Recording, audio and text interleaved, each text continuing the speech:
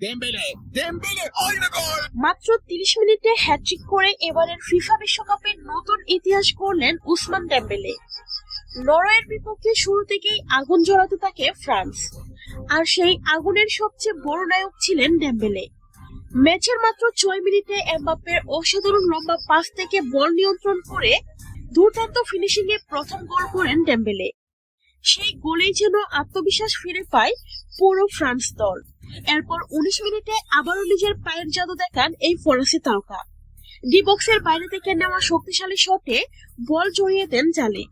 নরওয়ের গোলরক্ষক শুধু দাঁড়িয়ে দেখা ছাড়া আর কিছুই করতে পারেননি। তবে সেখানেই শেষ নয়, ম্যাচের 30 মিনিটে আরো একটি গোল করে নিজের হ্যাট্রিক পূর্ণ করলেন ওসমান ডেম্বেলে। মাত্র আধা ঘন্টার মধ্যে 3 গোল করে এবারের বিশ্বকাপের অন্যতম দ্রুততম হ্যাট্রিকের রেকর্ড করে আলোচনার কেন্দ্রবিন্দুতে উঠে আসেন তিনি। পুরো ম্যাচ জুড়েই নরওয়েকে কোনো সুযোগই দেননি ফ্রান্স।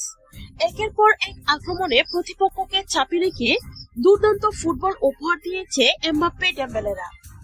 এই পারফরম্যান্সের পর ফুটবল প্রেমীদের একটাই প্রশ্ন, এইভাবেই যদি খেলতে থাকে ফ্রান্স, তাহলে এবারের বিশ্বকাপের শিরোপার সবচেয়ে বড় দাবিদার কি তারাই?